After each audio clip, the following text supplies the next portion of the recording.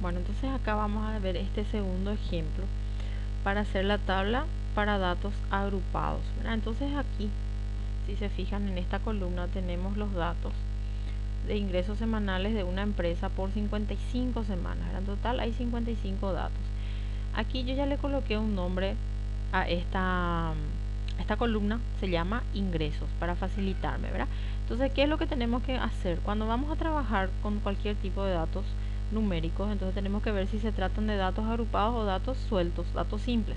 Y para eso tenemos que hacer el cálculo, número mayor menos número menor, o sea que tenemos que calcular el rango. Entonces aquí no hace falta ordenar los datos. Si ustedes quieren hacerlo, lo pueden hacer, pero en Excel no es necesario. Entonces aquí le vamos a hacer automáticamente, vamos a buscar, vamos a decirle a Excel que él busque el número mayor a través de una función que se llama máximo, ¿verdad? Max. Y ahí entonces yo, ¿en qué rango de valores? En la columna que se llama, que para mí se llama ingresos, ¿verdad? Y ahí automático ya me marcó la columna, entonces le doy enter. El mayor es 25.639. La misma cosa para encontrar el menor, entonces es igual y la función se llama min. Si ustedes no quieren ponerle nombre a la columna, no hay problema, lo que tienen que hacer es marcar toda la columna sin el título, obviamente, ¿verdad?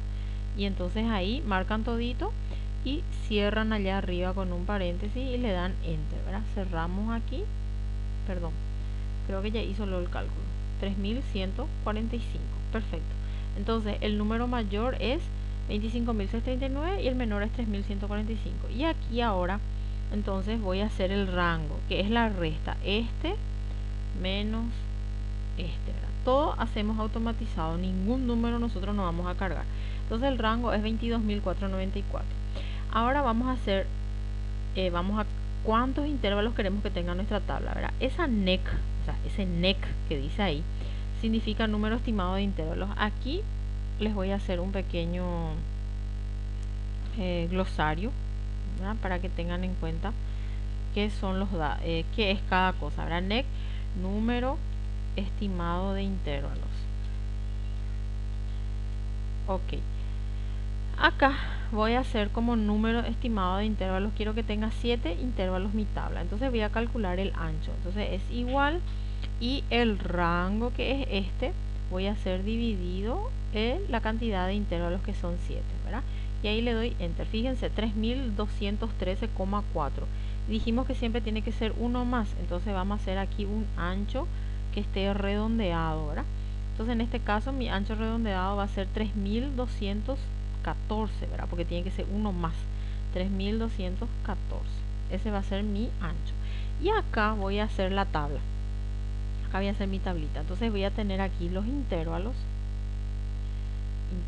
Y acá voy a tener el límite inferior, ¿verdad? Y acá voy a tener límite superior. Y tengo que tener 7 intervalos. Entonces voy a enumerar nomás ya aquí, para que haya 7, ¿no? 3, 4, 5, 6, 7. Y tengo que siempre hacer el total, ¿verdad? Entonces acá voy a tener los intervalos, ¿verdad? Aquí voy a tener la marca de clase, que es muy importante cuando son datos agrupados. Entonces marca de clase que se representa por la letra X, ¿verdad? Y voy a tener las frecuencias, ¿verdad? Voy a tener aquí frecuencia absoluta, que dijimos que es la F, ¿verdad? Voy a tener la frecuencia relativa, voy a tener la frecuencia porcentual y voy a tener la frecuencia acumulada. Ok, esta va a ser mi tabla, ¿ya? Voy a darle todos los bordecitos. Ahí. Este es el esquema de mi tablita. Entonces acá, para hacer el límite inferior, el primer límite inferior siempre tiene que ser el valor del número menor. Tengo que empezar con ese. Aquí, para el límite superior, entonces lo que voy a hacer es, voy a agarrar este valor del límite inferior y le voy a sumar el ancho, que ya está redondeado, y al final voy a restarle 1. ¿Se acuerdan que dijimos que cuando vamos a sumar tenemos que restar? Y para que esta tecla no se mueva de su lugar, entonces voy a anclar con el símbolo del dólar y le voy a dar enter, y ahí ya está mi intervalo. Entonces aquí, para el siguiente límite inferior, voy a hacer este límite superior anterior más 1 y le doy enter. Perfecto. Y ahora ya puedo copiar lo de la formulita, ¿verdad? Fíjense, va a salir, me va a dar error la primera vuelta, pero cuando esto complete aquí ya va a estirar todo bien. Ahí está. Y fíjense, 25.642 es el último valor de este intervalo y nuestro número mayor es 25.639. Hay una diferencia, pero eso no importa, ¿verdad? Fíjense que si sobra número no importa, ¿verdad? Si falta es lo que siempre crea problemas. Entonces acá vamos a calcular la marca de clase. ¿Cómo se calculaba la marca de clase? Se sumaban los límites inferior más límite superior y límite inferior más límite superior, perdón, y ahí, aquí, ahí sí. Y ahí se dividía entre 2. Siempre se divide entre 2 porque tiene que ser la mitad. Y ahí entonces tenemos ya nuestra marca de clase de toditos los intervalos. ¿Está? Esto tengo que centrar todito para que quede bien. Ahí. Entonces ya tengo límite inferior, límite superior, marca de clase. Acá voy a ir anotando límite, que significa LI, límite inferior. Y aquí voy a anotar LS, es límite superior. Ok, ahora vamos a las frecuencias. En Excel hay un pequeño detalle. Primero se calcula la frecuencia acumulada, porque él no puede calcular lo que hay de entre dos intervalos. Entonces él solamente puede calcular los que son menores a un número, ¿verdad? Entonces él no puede calcular entre.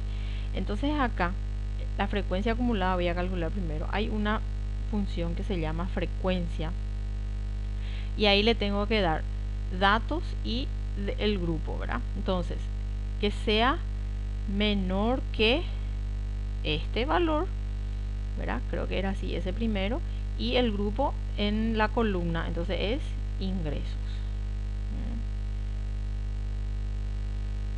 Y ahí le doy enter. Creo que es al revés. Sí, es al revés. Entonces primero tiene que ir donde están ubicados los datos. Opa. Donde están ubicados los datos y después el criterio que tiene que ser menor a este. Y ahí sí, enter. Ahí sí. ¿Está? Entonces, primero se coloca donde va a buscar los datos y después el que tiene que ser el criterio de comparación. Entonces, menores que 6.358 hay 10, incluyéndolo a él. Él le incluye ya ese valor. Estamos hasta ahí. Y acá estiramos nada más para tener en cuenta. Y fíjense, 55 datos tenemos y 55 datos es lo que está allí, ¿verdad? Entonces va a coincidir con nuestra frecuencia absoluta. Y ahora vamos a calcular la frecuencia absoluta, ¿verdad? Entonces la frecuencia absoluta del primero siempre coincide con la frecuencia acumulada. Entonces acá es el primero siempre. Entonces ahí le damos enter nada más. Para el segundo tenemos que ir haciendo una resta. Entonces va a ser esta frecuencia, ¿verdad?, menos el que está antes, ¿verdad?, que viene a ser este, ¿verdad?, el que está antes que él. Le damos enter y ahí vamos a ir estirando este valor que está aquí, a ver si coincide todito. Creo que sí va a coincidir. Entonces acá a ver si podemos sumar todo y nos tiene que dar 55. Perfecto. ¿Está?